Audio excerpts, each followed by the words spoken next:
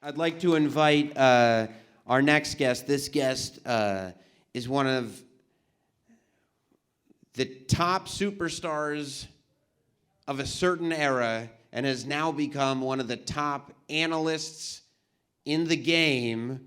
You cannot Google this man's name without some controversial statement about some storyline that's going on right now. And he did make a surprise WWE comeback at WrestleMania 40, but he doesn't have the referee shirt with him tonight. Ladies and gentlemen, Bully Ray, a.k.a. Bubba Ray Dudley.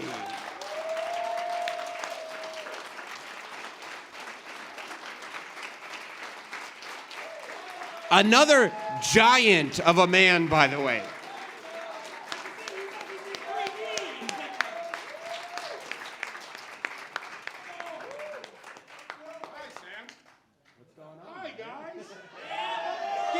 Keep it going.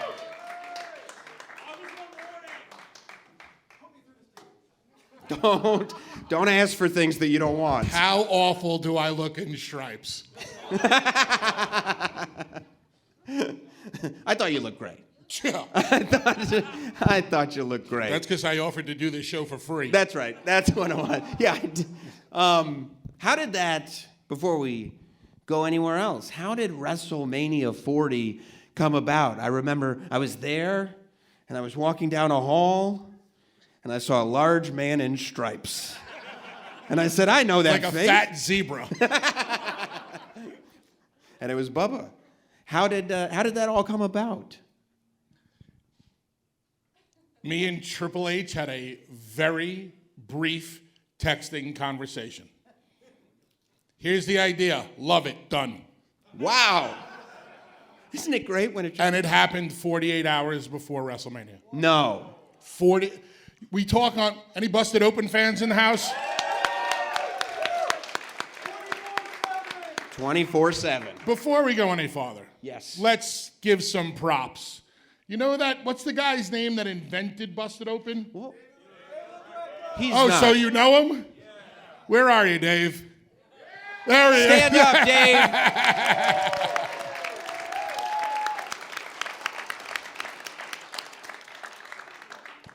There you go. What was I talking about? You were talking about the text 48 hours. I talk about, on Busted Open so often about how in the wrestling business, it can happen that quickly. And that happened that quickly. It was I still have the text. I saved it. It was so brief. It happened on Thursday evening at like 10 o'clock. Wow. That was it. That's how quickly it happened. There's no like big story. It's not like, oh, we cultivated this idea and we came up with this a year ago and then we did this and we put it into motion. Idea, love it, done. That's it. That's how it happened. But that's how the best things happen. That's why I didn't text you about coming on the show until today. Last minute things are the best. You didn't save that one too, did you? I saved it. Okay. I had this plan, by the way, just so you guys know. I don't want you guys to think you're buying tickets. 5:25 this evening. What does the name say at the top? Sam. Wait a minute. What does the name? SR, Sam Roberts. Sam Roberts, right. Sam. Hey, man. Okay. Saw you're in Cleveland. I'm doing my live podcast tonight at Hilarities, which is downtown here, 739, blah, blah, blah. If you're not doing anything, I'd love to have you there as a surprise guest. If you're not busy, blah, blah, blah, no worries. Sure, buddy, I'll be there. And here we are. Magic has happened. And there you have it. Is that the way it's always kind of been in your storied career? That are most of those favorite moments, whether they're in ECW or WWE, kind of last minute? What if we... I love the last minute idea because, you come up with something that you believe is really good. You come up with something, whether it's a match, a promo, a moment, you come up with something that you believe that you guys will love. And then all of a sudden at the last minute, bang, it'll hit you and you go, oh my God, this will be even better. And it can be just that much of an idea to add to the bigger idea that just sends it right over the top. So yes, I love it when that last minute idea hits me. It also gives you don't have time to overthink it and ruin it. Because, Sure. A good idea so often will be overthought, and now you're like, oh, that kernel was something special, but we blew it. Sometimes I have these ideas in the middle of the ring. Like I'll be in the ring with Dreamer and I'll be like, do this. And he'll be like, what am I? Shut up, you fat fucking do it. Boom. And it's beautiful. Yeah. Yeah. So, we're here for SummerSlam, and I don't think we can talk about you and SummerSlam without bringing up 2000, and TLC, and it really growing up and watching all that, you accept it as a reality, but you don't necessarily humanize the people that are doing it. You're superstars after all. It's not really until now at this point in my life where I realized that you and 5 other athletes had to sit around and go, we have to top what we did. This is insane. Yes, but it wasn't that difficult to come up with TLC 1, which was SummerSlam 2000, Sure. because we had done the triangle ladder match at WrestleMania 2000. So now incorporating the chairs and the tables actually just brought some new ideas to the mix. So it kind of flowed. We knew we had it. It went. What you're talking about is TLC 2 in the Astrodome at WrestleMania 17. That's when we all put the gun to each other's head. That's when we were really stressed out. And as I've said in interviews before, we argued. And the 6 of us never argued. We never had a dispute. We never were, it was always good business. And we got loud with one another because we couldn't agree on what should be the final sequence. And I hate that word sequence, but what should be the final 2 bumps? Like which bump, big moment in time should be last? And it wound up being me and Matt Hardy going off the ladder through the tables, which I was against. I didn't think that should be last. I thought Edge spearing Jeff should be last, because that to me had never been seen before. At SummerSlam, I went off the ladder by myself through the 4 tables. So now me and Matt did it together. You've kind of seen it before. We just added another guy. Jeff swinging and Edge spearing out of midair. Never seen it before. And it'll go down in history. And I believe this wholeheartedly. Other than Hulk slamming Andre at WrestleMania 3, Edge spearing Jeff Hardy at 17 is the greatest moment in the history of the WWE. Wow. It is amazing because in terms of single moments, there are very few that are timeless to that level, where there's no sort of like, oh yeah, that looks so old school, or no. And I think you're right. Hogan slamming Andre, that single moment tells the entire story and will, no matter, you could be looking at it in 1988, in 1990, in 2024. And you're right, you would say the same about that spear in midair, because the physics of it just never stopped being unbelievable. Yep. Wow. Yeah. Yeah, see, I guess I didn't realize how much going from ladder match to TLC match goes, okay, well, now that we've added these elements, we can kind of put a new coat of paint on it. It's got a new feel, and we've all got our own thing. We had set the bar so high for ourselves, and now we have to do it at WrestleMania. We have to do it in front of 70,000 people. We had gotten word that other talents were very adamant about not going on after us. They had a very difficult time placing us in the card. I mean, we were in the 4th position, which is like, it's like, you know, it's no man's land. You're dead in the water. You're 4th. But our mentality was, you can put us anywhere you want on this card, and you are all fucked after we're done. Dave knows the story. I've told it before. I got invited by Austin to do the Broken Skull sessions, which of course... Did we see that? It was a great episode. I was honored to do it. Always got along very well with Steve, but Steve is very particular about who he wants on his show. So I get to, the car service picks me up from Vegas, drives me to his ranch in Reno, wherever the hell he lives, and I'm walking on Austin's property, and I find his studio, and I walk into this giant barn that he converted into this giant studio. And I walk into the studio, and there's Steve sitting in front of a giant screen TV, and all of the cameramen and the producers are there with Steve. There's probably about 7 or 8 people in the room, and they're all watching TLC 2. And I'm standing in the doorway, and I stopped, and I'm just like observing everything. I'm like, is this really going on? And me and Matt are climbing to the top of the ladder, and Austin points at the screen. He goes, "Watch this shit right here." And there's me and Matt going off the ladder. He goes, "Oh my God, holy shit, that's the best fucking thing I've ever seen." And I went, "Ahem." And he turns around, he goes, "Oh, you son of a bitch, how long you been standing there?" He comes over, we shake hands, we hug, he pushes me away, he goes, "Who sold out the house at WrestleMania 17? I said, "You did." "Who stole the show?" "We did." Yes. He goes, "Fuck, shit. We went on last and we couldn't follow y'all." I don't tell that story with ego. I tell that story because I believe it's entertaining for you guys to hear. But that's like, to see that come, full circle years and years later, where Rock and Austin, one of the greatest main events of one of the greatest WrestleMania of all time, had to go out there and follow us. So, yeah, it's so cool.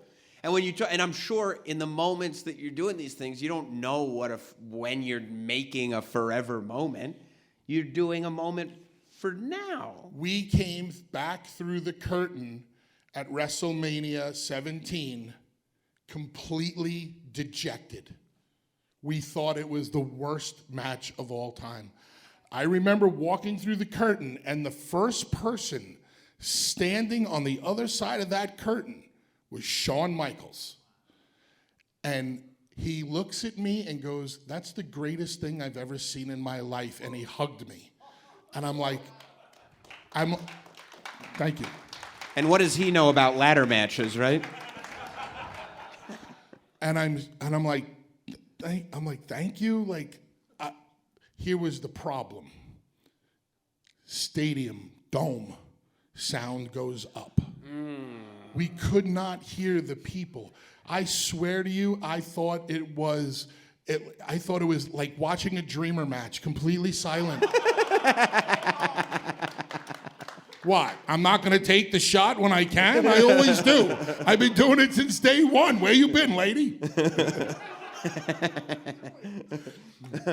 So yeah, we didn't realize, how good it actually went, and incorporating Spike and Lita and Rhino into the mix. Very proud of that work, and I think it stands the test of time till today. You guys can all be the judge of that. Yeah, absolutely. When you talk about like things that end up lasting forever, I was at Comic-Con last weekend, and the thing that maybe caught my eye the most was looking through those cases of WWE action figures, and I don't even know if you've seen them, but seeing the tie-dye Mattel Dudley Boy figures that are coming out, and I mean, it brought me it brought me, it was 97. It was in the ECW arena again. And I'm like, looking at it, I'm just staring at it, because I remember where I was as a fan watching, but also just this idea that you guys are doing something that people really haven't done before in a promotion that is only existing in a way that a promotion hasn't really existed before. Everything is by the skin of your teeth. And now here we are in 2024. And as we look at all these reveals of what's going to be on, massive toy shelves, there's you and Devon wearing your tie-dye. How does that feel? I'm not trying to downplay it. It's cool. We've been very fortunate to have a lot of action figures. We've been very fortunate to have a lot of this stuff happen. So when you see it out again, it's like, wow, that's cool. It's nice. I enjoy it. The enjoyment I get from it is when I do an autograph session, like tomorrow at WrestleCon and Saturday at WrestleCon, and you guys, fans, come up with those action figures, and you start telling the stories behind your childhood, or when you remember watching. That's the fun part. Like, I've seen the action figures before, so yes, it's nice, but to be able to hear your guys' stories is what makes it even better. There is also, I find, an irony to the fact... And the WWE Legends contract doesn't hurt. And as we all know, I'm a WWE shill. Oh, yeah. Complete shill. Yeah. Is that what you told Shane McMahon on the phone? Meltzer didn't get that scoop. Sapp didn't get that scoop. Johnson didn't get that scoop. I got the scoop. You did. Of course you did.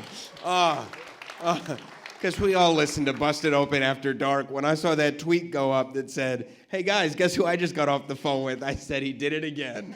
He did it again. But there is an irony, going back to those Dudley figures, that you guys were so committed to being villains that you never sold the t-shirt. And now the only place the t-shirt is being sold is about that big on action figures. Like, you couldn't have thought. We're so far past that now, and I actually learned that lesson from Vince McMahon directly. Like, in ECW, there was a different mindset. It was a different time. Obviously, the curtain had not been pulled back.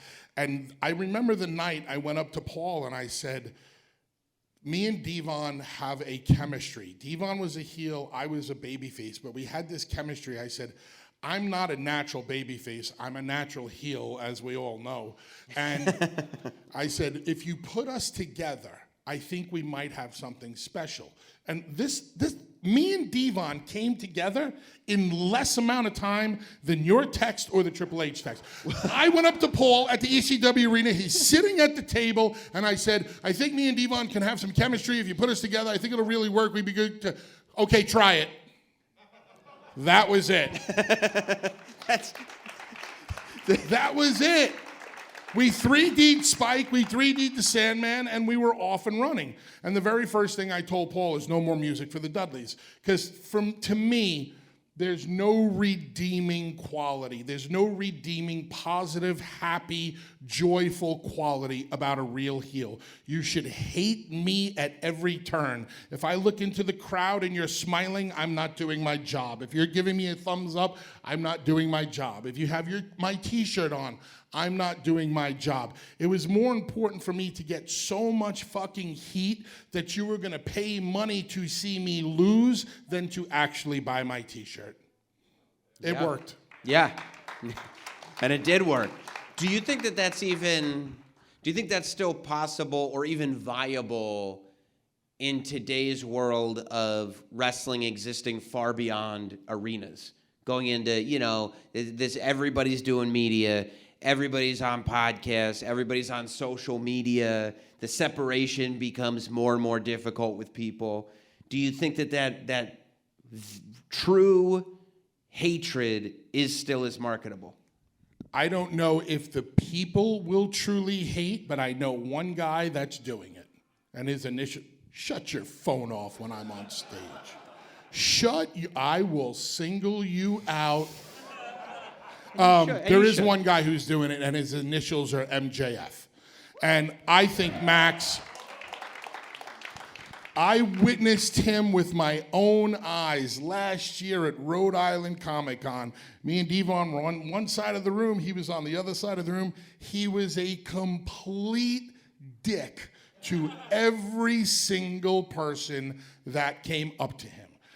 Scribbles his name, the most illegible. It's horrible. His signature. It's horrible. Throws the pictures at the people, throws the pictures on the floor, takes the action finger, flings it across the room, doesn't smile, tell them that they suck, they smell, their mother, blah, blah. And it works. Yeah. Now, people are entertained by it, which is where I draw the line. Because if they're entertained by it, then maybe you're not doing a good enough of a job. So I want Max to get to the point where all of the entertainment factor is now gone. I want people to look at Max and go, I don't want them to say, oh, I love to hate him. If you love to hate me, then the emotion of love is involved, and once the emotion of love is involved, you can't hate me that much. So I still think Max has the next level. Like, I want to see Max drag somebody over the guardrails and beat the shit out of them. Well, yeah, I mean, that was the thing. There was nothing cute, clever, or admirable about the Dudleys at their worst. You would go to the ring with that microphone, and you would say things that can only result in a fight. Like, there's no other way to get around it. Like, the separation between performer and audience member, you were the one who was blurring it, pointing at people. I'm talking to you while you're sitting with your wife. She's an ugly, and you're like, "What? I'm a man. I got to do something." I get pissed off when I go on social media and I see people say, I was there in 98 or whatever year it was, and oh, the Dudleys almost started a riot. And I'm like, bless you. And I'm like, what do you mean by almost? There was a legit riot that night, and the riots it was a nightly thing. Was it full-blown riots? Not every night, but there was a couple. I got sued for $10 million. $10 million for October 30th, 1997 in Conshohocken, Pennsylvania. What was They sued me, Big Dick, Paul Heyman, and ECW. Were you guys on the lawsuit as Big Dick and Bubba Ray Dudley? Yes. That's yes, awesome. Yes. That's yes. awesome. Yes. Now, these riots, I mean, we've had people jump the guardrail on us. We went over the guardrail at people. We've been arrested for these fights. Like, it has all happened. We would stir people into a frenzy, and that's what you expected to see. Listen, if you go to a Sam Kinison, God bless Sam Kinison, if you went to a Kinison concert, you went to a Dice concert. Lisa Lampanelli, when she was, Queen of Mean. If you were sitting here, you were fair game and you knew it. That's it. You don't buy a ticket to Dice or Kinison and sit this close and not think you're going to get it. That came with the show. Same thing with us in ECW. If you were that close and you even looked at us the wrong way, you were a prime target. It's like bringing your kids to a Jim Norton show. What are we thinking? What? This is on you. And that's just the way it was. And we went so far. And people would say, oh, it was cheap heat. Yep, it was cheap heat. Absolutely. It was the cheapest of cheapest heat. And we're in 2 fucking Hall of Fames.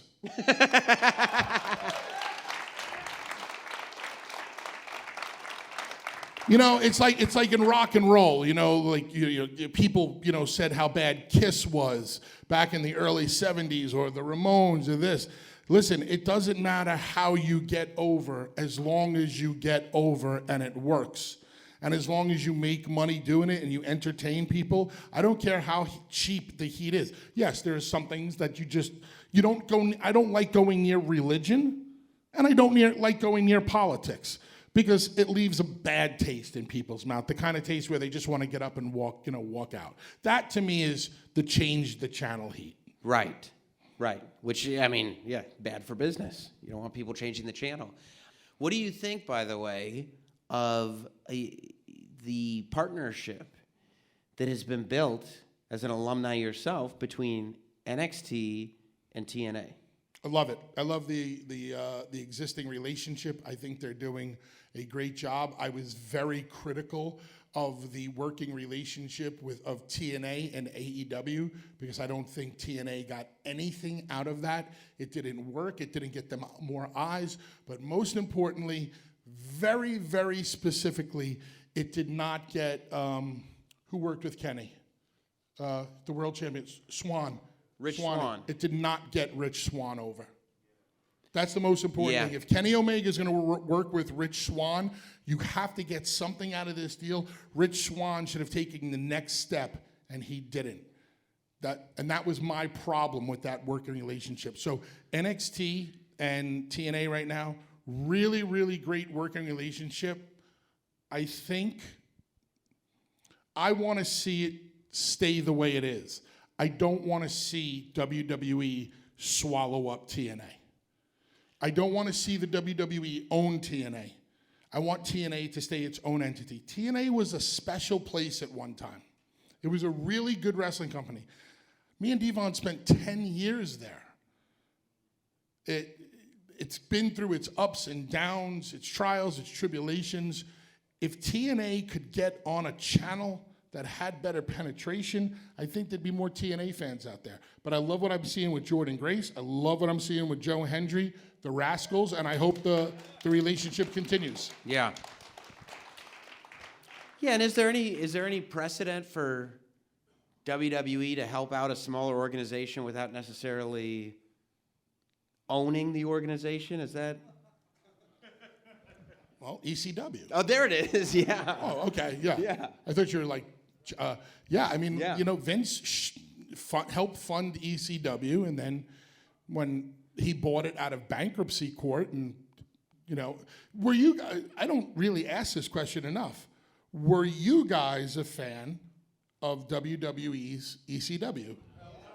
Is there anybody who liked it? Honestly, okay. Can you tell me why? Okay, so you had never been exposed to old school ECW. That's a valid reason. I saw another hand. Go ahead. I mean, I too had not been exposed to old ECW, and also like CM Punk was putting on bangers every week. Okay. Oh, bangers. Bangers to me is something totally different to you. Trust me. No, that's a valid reason. Yeah, but I don't meet many people that loved that version. Yeah. WWE, ECW. What do you think made TNA a special place? Because I don't think there's been an organization that has a better story of survival than TNA. Like, you cannot count that company out ever. And I really enjoy talking to people that you meet now who that's what they grew up on. There was a period of time, and there's a whole group of fans that were like, you know what? I wasn't feeling WWE at the time, and I watched a lot of TNA. TNA is the wrestling I grew up on. Best utilization and mixture of veteran talent, homegrown talent, and an incredible women's division.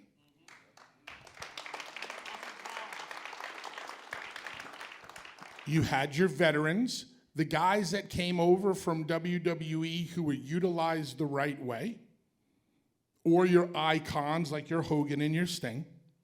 You had your homegrown talent, AJ Joe Daniels, Kazarian, I could name whoever, great homegrown talent. And then you had a brand new women's division that put focus on the wrestling while there was the Divas shit going on. And you got Gail Kim, Awesome Kong, and the Beautiful People. Yeah. So. And I think that's interesting because I think that when you go back. And who drew the biggest house for TNA? Yeah, but who stole the show? Me. That's right. That's right. Yeah, that's true. But I think it's interesting because, save for the women's division, that what you just described about what made TNA great is also one of the things that made ECW great. And I think that a lot of the times when people have tried to recreate ECW, it's, well, let's get the barbed wire, let's get the chairs, let's get the tables, and let's do a show. As opposed to that deep kind of psychology, there's never been a company that had a roster with that much homegrown, character-based talent that was also led by legends that would either come in or stay, like Terry Funk. Paul knew exactly how to take the Terry Funks, the Bam Bam Bigelows, the Dr. Deaths, the Terry Gordys. The list goes on of all the great veteran talent that New Jack's not a vet talent. New Jack was homegrown, a Smoky Mountain guy who really made his name in ECW. And if New Jack wasn't so over the top edgy, I believe New Jack could have been a bigger star than he was. So Paul knew how to mix that with his homegrown talent. His Rob Van Dams, his Tommy Dreamers, his Taz, his Dudleys. I mean, look at what Paul Heyman was able to do with a 5'8" very angry man.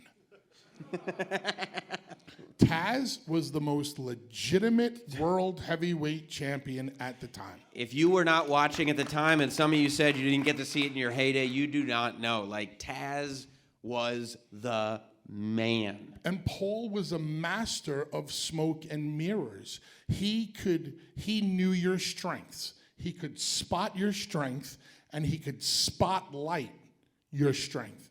And he could also see your weaknesses. And he hid the weaknesses for you. And then you learned how to hide your own weaknesses. I'm a horrible wrestler.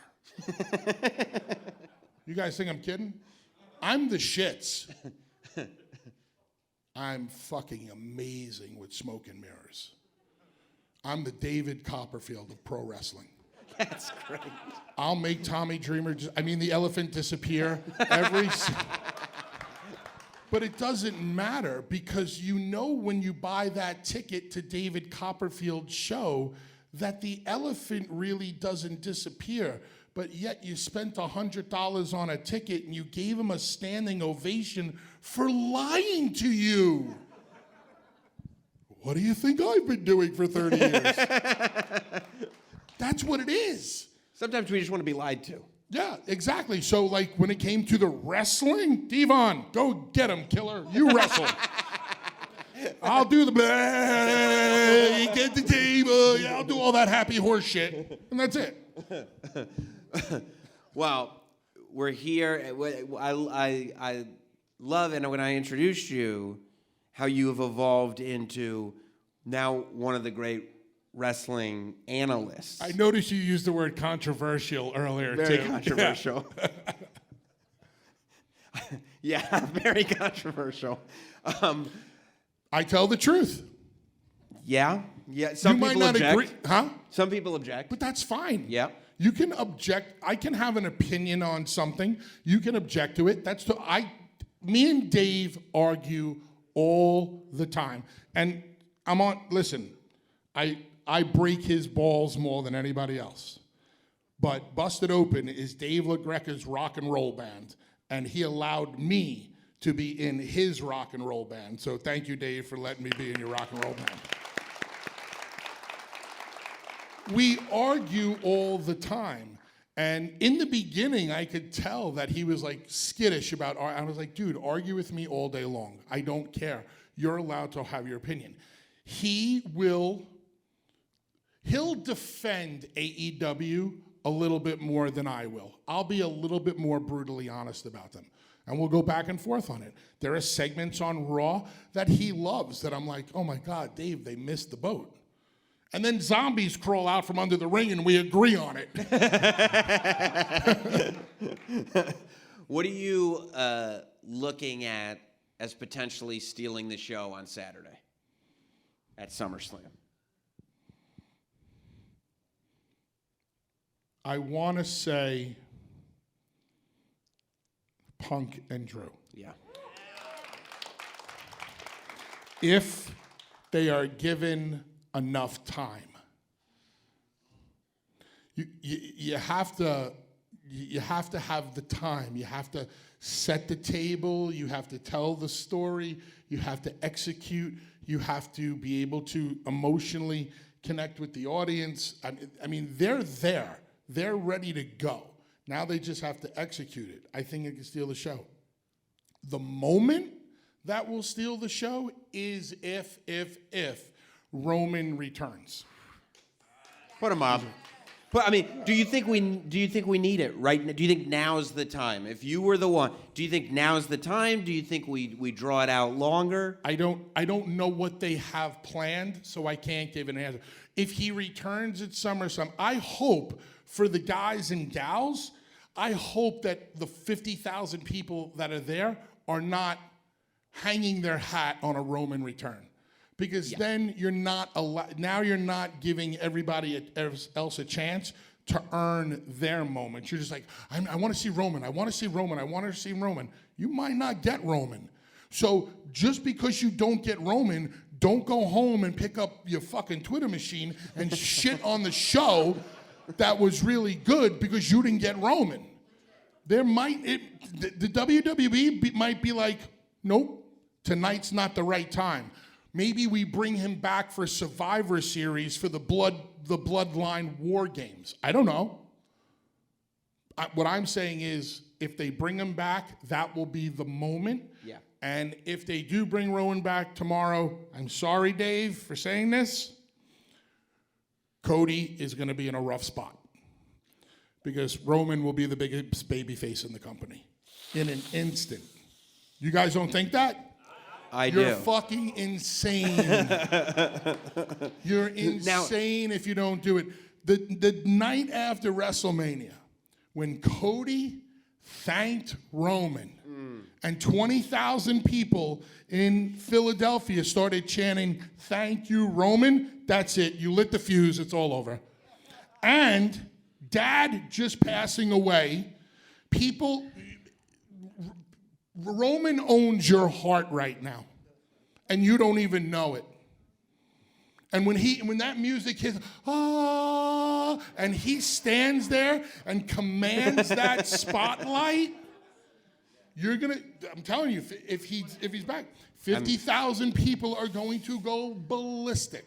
To your point, it's going to be a Robert Downey Jr. Dr. Doom pop is what they're calling out. To your point. Who's Dr. Doom? when Solo Sikoa is in the ring, and he's facing Cody Rhodes at SummerSlam, what do they chant? We want Roman. Yeah. But do you think that doesn't become a problem if we separate? Meaning there are two big stars with two big different stories that Roman and Solo and the Bloodline are way over here, and Cody and maybe Randy or KO or somebody like that are over here, and we've got room to tell both stories. Sure. Yeah, I'd rather keep them all away from each other until it's time to bring them all together. Same. And as we're talking, like, I'm thinking to myself about the whole, if Roman's not there. Any Kiss fans in the house? Yeah. If you go to a Kiss concert and they don't play rock and roll all night, you do go home a little disappointed, right? Yeah. Or do you remember the whole show? The people are gonna, you get excited for something, and then you don't get it. It's like you go out on the date with the girl and she doesn't kiss you. Right. You had a great dinner, you had great conversation, everything was wonderful, but you didn't get that one good night kiss. So does that ruin the whole night? Fucking ain't right, it does. By the way, girls, I'm single now. Yeah, good news.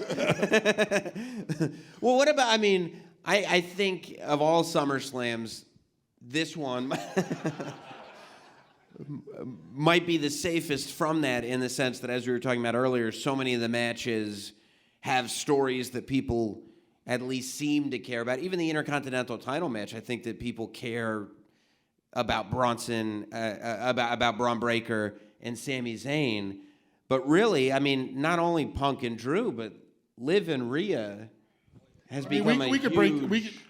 Liv is doing the best work of her career right now. Yeah. And Liv told all of us that she was going to start doing the best work of her career on Busted Open at WrestleMania. She said, make sure you don't miss tonight, because you're going to see this different side of Liv Morgan, and I'll be damned if it didn't happen that night. You know, Sammy and Braun, I think is going to be great. Sammy is amazing at an art form in wrestling that has been forgotten about, and it's the art of the struggle. Nobody struggles more than Sami Zayn. When you look at Sammy, he's a disheveled fucking mess who does not go to the gym. But you feel for him because he gets beat up and he struggles. He's constantly struggling to get to his feet. Thus, he ropes you in. So I'm looking forward to that one. I'm also very much looking forward to Priest and Gunther. Yeah. I think what's going to be great about that is I think Priest is aware of his doubters. And I feel like Priest is going to get the opportunity to have a match that he's never gotten to have on television or probably anywhere. Like, Priest has this opportunity to show this completely other side, aggressive side of himself that can hang with a guy like Gunther, and win or lose can come out the other end with the perception, as you said, being completely changed, at least from fans. Hopefully. Yeah. Hopefully. Yeah. That's the best I can say, because you never know how fans are going to react to any given night, any given match, any moment in time. It really is so fluid. That's why the wrestling that we do today, wrestlers have to be very, very smart about how they construct a match. Because I have to know exactly how you're going to react at every given moment. Because if you don't react that way, the shit could hit the fan and the rest of the dominoes won't fall. That's why I've always thought to myself, and I actually wanted to write an article, is the art of working dead? Working is, okay, me versus you. You're going to beat me in 10 minutes. See you later. I'll see you out there. And then we'll just stand across from one another, and based on the sounds that they're making, that's what we'll do. That's what working really is. That's what working a match is. Very few matches are worked anymore, if any, because it's a massive television product, the WWE. So you don't see guys go out there anymore and just, as you've probably heard these terms, call it on the fly. I would much rather go out there with you and listen to them, and then we can do what we do. And what we might do something that is so basic and so simplistic, but they're going to be going crazy, and that's what the art form is about. I've had so many matches over my career, and this is probably over the past, I'll just say, 10 years, where younger wrestlers or wrestlers that might not have had the exposure that I have had will be like, Bubba, we didn't do anything out there, and the people went crazy. That's the name of the game. Just like Hogan told Rocky, hey, why'd you go so crazy on me out there? That's the name of the game. The name of the game is not for us to go crazy. If we don't have to go crazy, it's for you to go crazy. Yeah. How do we work you into a frenzy? If you're hanging, how do I put this? If you're hanging out with your significant other, and just by doing this turns your significant other on really, really good. And by the way, it is working, and he is single. We did talk about you getting a cot in my room, too. We did. That was a conversation. That's true. So this is absolutely nothing. All you're doing is stroking somebody's shoulder. But if Sam's like, oh my God, that feels really good, Bubba, keep doing it. I'm just going to keep doing I it would say it too. because it's working. I could have gotten so much more explicit with that example. That was really professional of you. I really appreciate that. Well, Bubba, I really appreciate you making the time, even though we planned this out weeks and weeks and weeks ago. I appreciate you being here. I appreciate all you guys being here. I can't wait till Saturday. Don't forget, by the way, to listen to Busted Open. You guys will have coverage of SummerSlam all week. Friday, Saturday, it'll be fantastic, and you'll be at... I'll be at WrestleCon Yes. tomorrow from 1 to 6. Me and Devon will be there. I'll be there awesome. Saturday from 10 to 3. And honestly, guys, before we leave, for everybody that listens to Busted Open every single day, 7 days a week, thank you very, very much. You're the reason we're the #1 pro wrestling show on the planet. I'm sure I speak for Dave also when I say that. We try to entertain you the best we can and give you, some great pro wrestling coverage along the way. So thank you guys for listening. You do. Thank you very much. Thank you all. We'll see you soon. I want a standing ovation, by the way. Give it up for Bubba It one would more make me time. happy. Give it up for Bubba. Uncle Bully.